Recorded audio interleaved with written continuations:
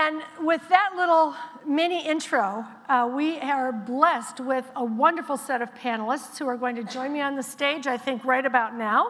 Luke Flint, who you saw in the John Oliver video from Florida, teaches 7th and 8th grade language arts at Gifford Middle School in Vero Beach, Florida. He just completed his 11th year of teaching.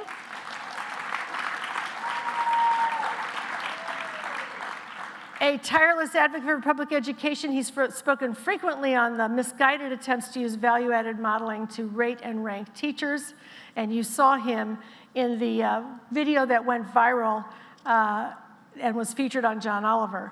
Kay Waite is Executive Secretary of the Toledo Federation of Teachers. Currently on special assignment, serving as an instructional planner for Toledo Public Schools. As a teacher leader, she serves on district committees, ensuring that teacher voice is at the table. She was recently appointed by Senator Peggy Leonard to serve on the Ohio Senate Advisory Committee on Testing, which made recommendations to the Senate Education Committee for improving Ohio's current testing policies. Go Kay. And then we have Margaret Heritage, who joined WestEd recently as a senior scientist in October 2014, after 20 years at UCLA, where she served as principal of the lab school, and then as assistant director at the National Center for Research on Evaluation Standards and Student Testing. She also currently leads the Formative Assessment State Collaborative of the Council of Chief State School Officers. And Dr. John Jackson, who is the president and CEO of the Schott Foundation for Public Education. He leads the foundation's efforts to assure a high-quality public education for all students, regardless of race or gender. Dr. Jackson joined the Schott Foundation after 7 years in leadership positions at the NAACP, served as their chief policy officer, and prior to that, as their national director of education. What a panel.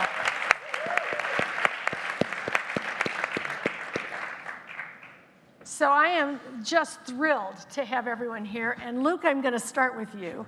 As we've already said, you teach in Florida, where test-based teacher evaluation has gotten completely out of control. Your YouTube video, which went viral, explains some of what's wrong with value-added modeling.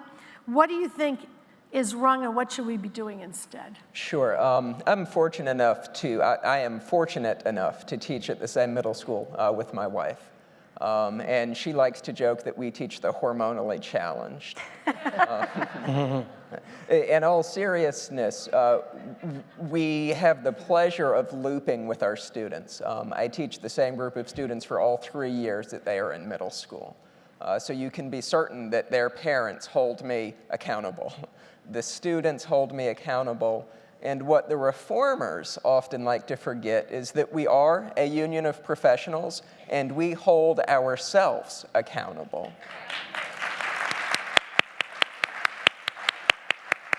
What is so often missing from the conversation is the accountability of the system itself. Yes, thank you. When the door to my school's library has a closed due to state testing sign for 40 out of the 180 days of the school year, we have to ask, where is the accountability? When the computer-based testing system glitches and students statewide stare at a blank screen for hours waiting to take a test, we have to ask, where is the accountability? And when students as young as 3rd grade have to sign a pledge saying that they will not discuss the test with their parents, when Pearson spies on social media to ensure that transparency does not exist, we have to ask, where is the accountability?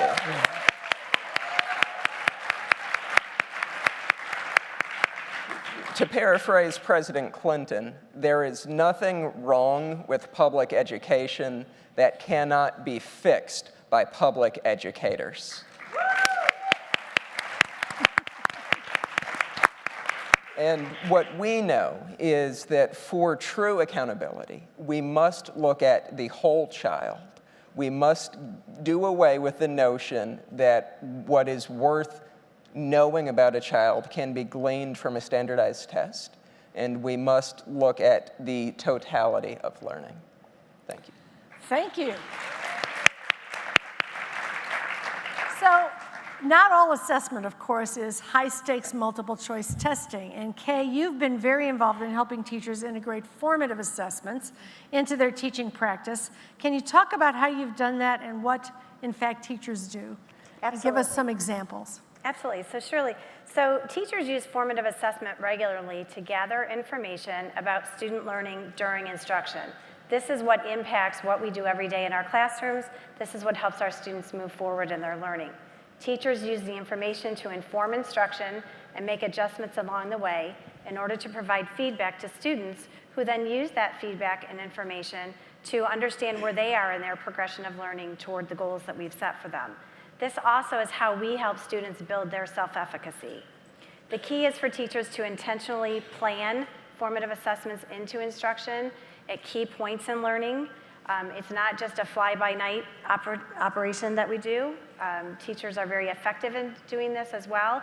They plan them into instruction, into learning, so that we know where students are by the time they take a summative assessment. There really should never be a surprise for a student or a teacher when a student is summatively assessed. We should all know about where they're going to be at the end of learning. Feedback then is the ongoing conversation that teachers have with students on a regular basis. Using the information gathered from formative assessments, we have these ongoing conversations to help our students move forward. Because ultimately, we want students to own their own learning. We want them to be actively engaged in the process and to be able to self-assess and be self-sufficient along the way. In Toledo, I was fortunate enough about 8 years ago or so to be trained by AFT in the Making Data and Classroom Assessments Work for You course, which we then brought back to our colleagues in Toledo, along with other trainings and book studies that we did. Our teacher leaders, we have instructional coaches in math, technology, science, and reading. We're all trained then in these formative assessment coursework, and we take that training back to the schools that we work in. We then also delved a little deeper into feedback itself, because it's such a key component of that conversation that happens in the classroom. And specifically used Susan Brookhart's book, How to Give Effective Feedback to Your Students, provided professional development for training around that book as well. And in the first year that we took that training live, we were able to present it in 23 of our 45 schools just in 1 year's time.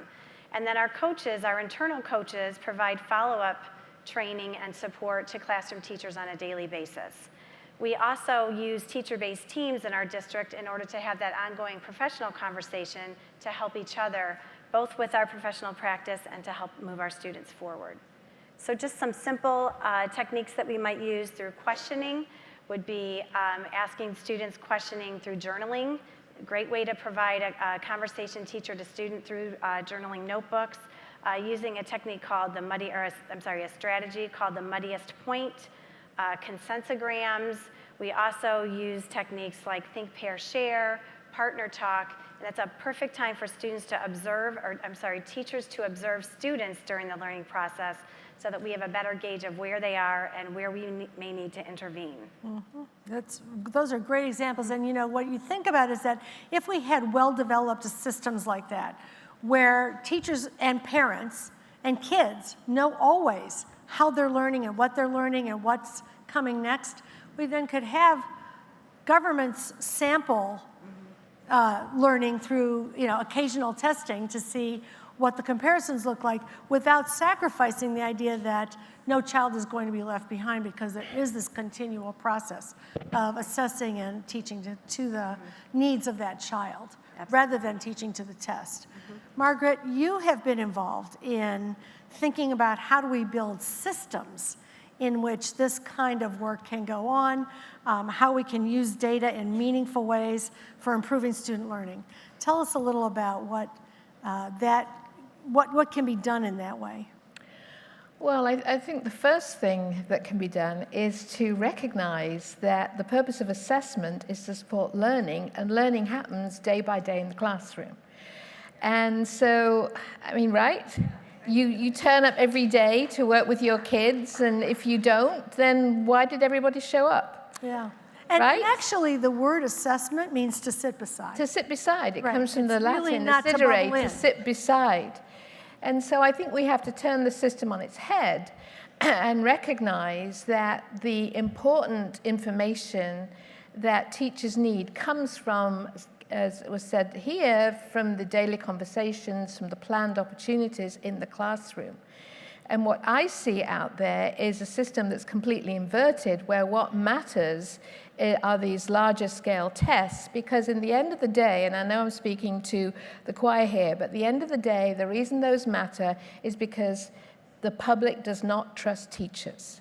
The public does not trust teachers' clinical skills, which frankly, over the past 15 years have been disprivileged at the expense of professional psychometrics. So we have to put the trust back in to the hands of teachers who know best where their students are, how they're learning, and how to move them forward.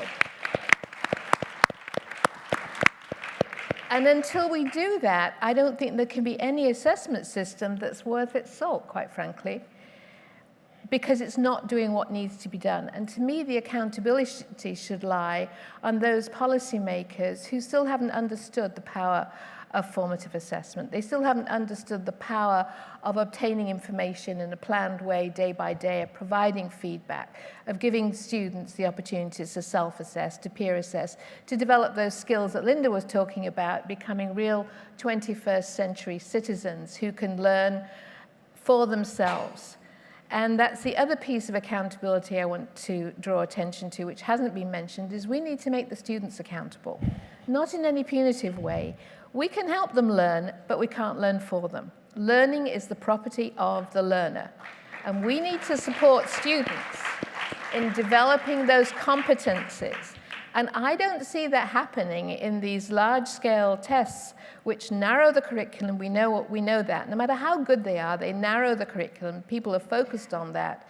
And so the first thing I would do in building a system is to invert the emphases, so the emphasis becomes on what happens in the classroom day by day. And as you just said, Linda, then we can move to a more sampling rather than this ridiculous situation. It's ridiculous. How did we end up like this? It is ridiculous having kids vomiting, frightened, doing tests that really don't provide you, their teachers, with the information you need to know what to do next. An assessment should help you know what to do next with your students. And the sad truth is that most of them do not help you do that. So in terms of developing a system, I would want to see a more sampling approach to assessment, much more focus on the classroom. And in order to do that, teachers need professional support. They need support in helping them figure out how to assess students, how to analyze information, how to provide feedback, how to support students in self-assessment. And it needs to happen at the in-service level and through continuing professional learning throughout a teacher's whole career. I think you said, Linda, that you don't learn to teach just at the end of college. It's a lifetime, as you all know, it's a lifetime of learning. And so until we have policymakers who can recognize that the bulk of the system needs to be focused on the classroom with the professional support, and that sure, let's have accountability. Let's have schools indicating what they do for their students, but through a reasonable method, not these draconian tests that are annualized for students. One of the things that strikes me in some other countries is that they have accountability systems like what here sometimes is called a school quality review, or some way of coming in, where they're actually looking at how well the school is organizing those supports for teachers, how well they're organizing a formative assessment process, whether they're using rich, authentic assessments of students. And that actually is the accountability. Right, and in fact, in a former life, you've probably figured out I'm not from New Jersey. In a former life, although some people have thought that in the past, in a former life, I was an inspector of schools in the UK, and that's exactly what we did. We went in and evaluated the quality of what was happening, but provided support.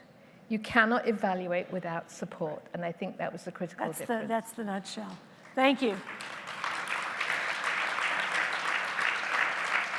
And John, you've been working on the equity issues and the transformation of education issues for a long time. You've written recently about the problems with relying on high-stakes tests for accountability. And I want to hear a little from you about what you see as those problems and what we should be doing to create a genuine form of accountability that is accountable to children and parents. Right, I think we've so codified the process of teaching that we've made it very difficult for learning to occur in many environments. We've been so focused on process that we never get to the point of providing the supports necessary so that all students can have an opportunity to learn. What I'm saying is, if someone in this room said it's cold in here, and I'm sure someone said that. I'm saying it right now, John. Right. In Singapore, they would bring in blankets. Yeah. In the US, we would bring in another thermometer. Right.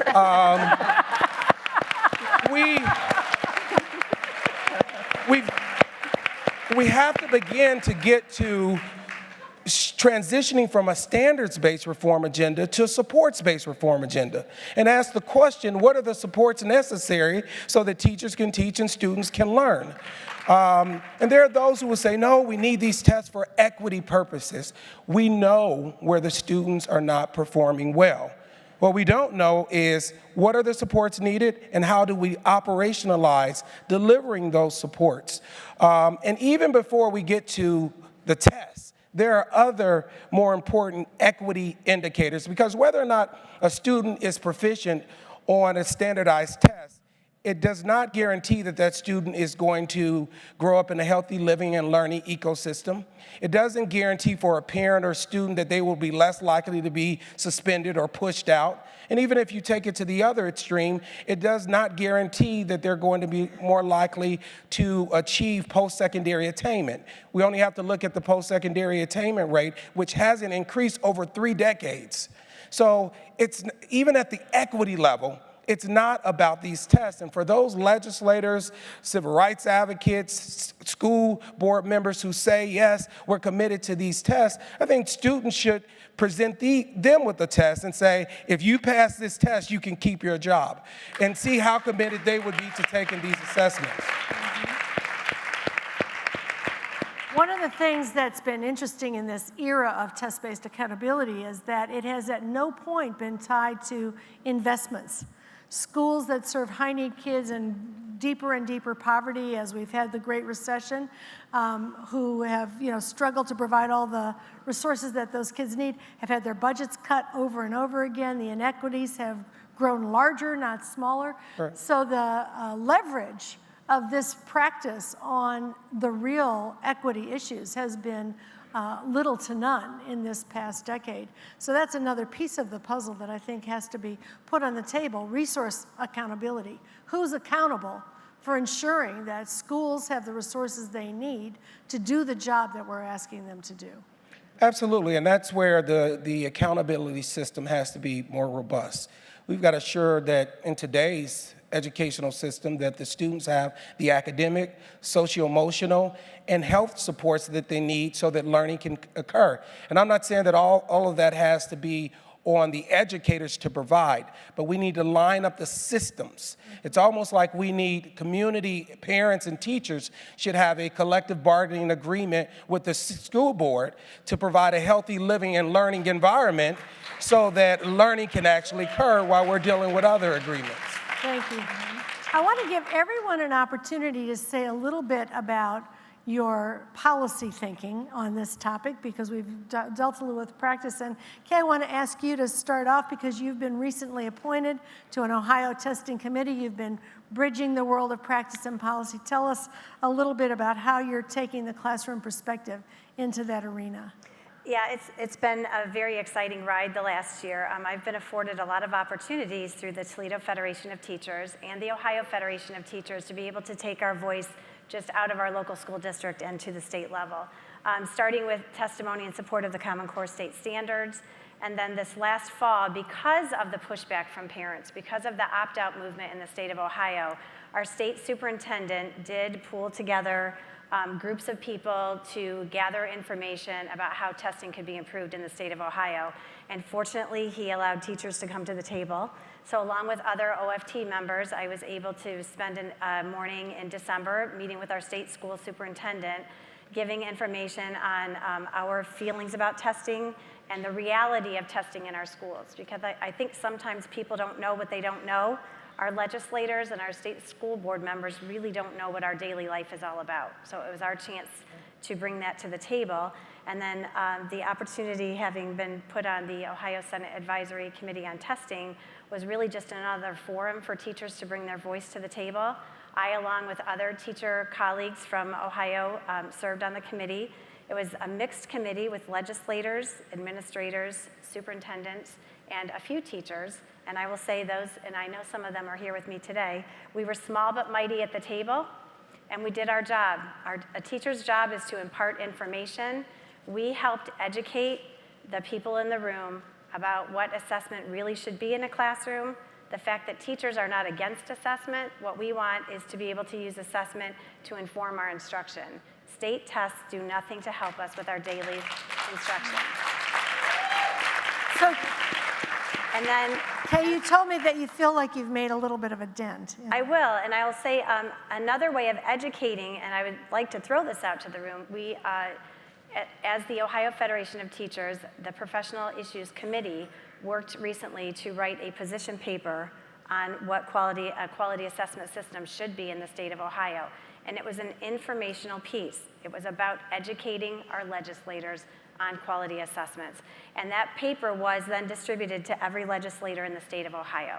So we are working hard to try to educate and to work collaboratively to do what's best for the students of Ohio. Fantastic. So, Luke, you made a video that went viral and has been, actually, I'm sure it's been shown in cities and states across the country, and many people here have seen it. What else are you doing? What's your next step to educate the policy world? The next step is to ensure transparency. I'm very fortunate through the advocacy of the Florida Education Association, through my local, the Indian River County Education Association. I was fortunate that I was able to actually see all of the data that behind my students' FAM scores, which is how I was then able to make the claim and to the school board that got on John Oliver. However, that is extraordinarily rare. Very few teachers are provided by their district or by the state the actual metrics that are used. What we know is that the anomaly that I spoke to of students having predicted scores that were higher than possible, that had been occurring for at least 4 years.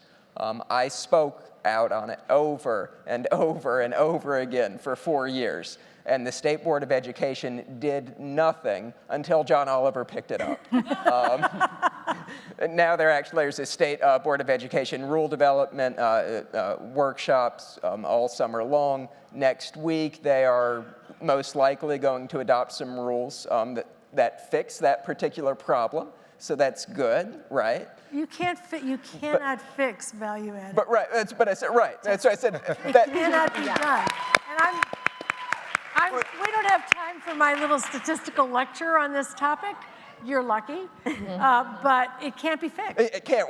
You're absolutely right, which is why I said it fixes that particular problem. But what we need is a transparency. Because if every teacher had access to the data that I was provided access to, then we would be able to take down the system. Yeah, wonderful goal. Transparency is a good thing for us to advocate for.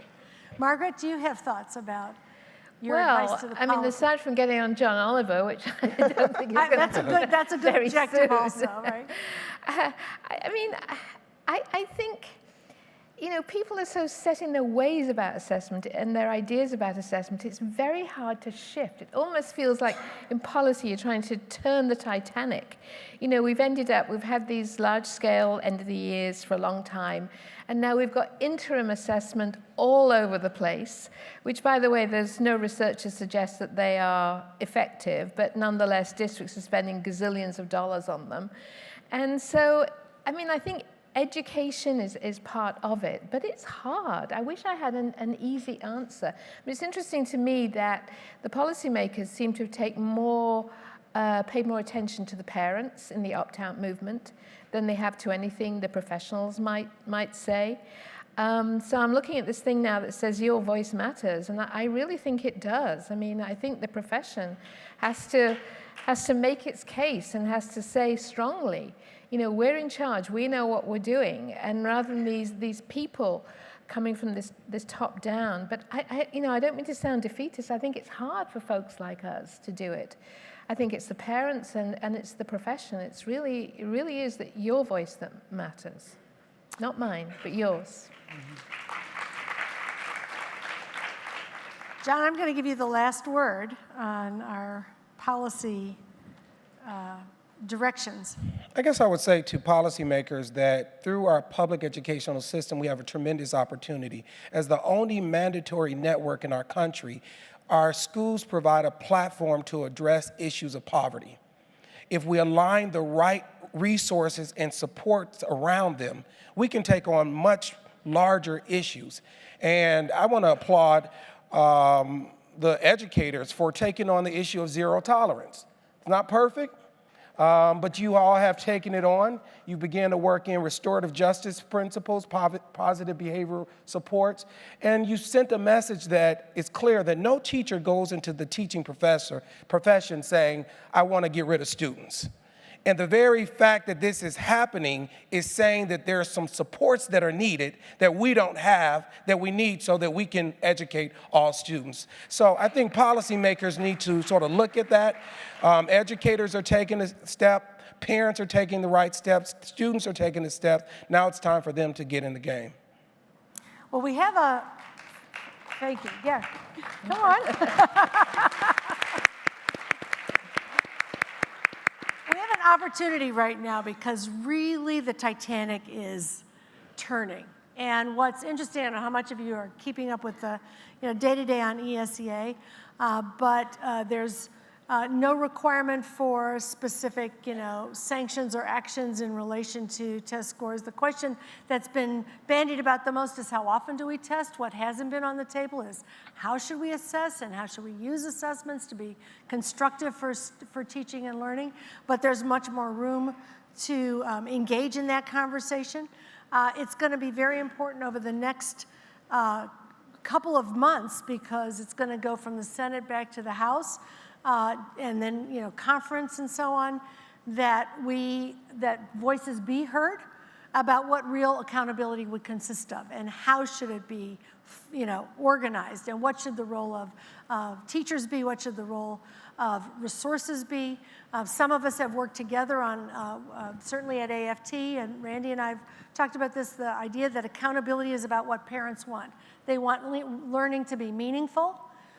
They want it to matter and be exciting and engaging and what kids will need for the real world. They want professional capacity. They want great, well-supported professionals supporting their children. And they want resources that are adequate. And if we think of those three things, it's a moment in which we can begin to move accountability towards what it is that we really need in our schools. So I want to invite everyone to be thinking about the ways in which all of the examples that you gave and all of the ways in which organizations can input right now to your senator, to your congresspeople, is going to be very important for the future of this set of activities. And I think at this point we're supposed to be handing the baton back to Randy. Here she comes.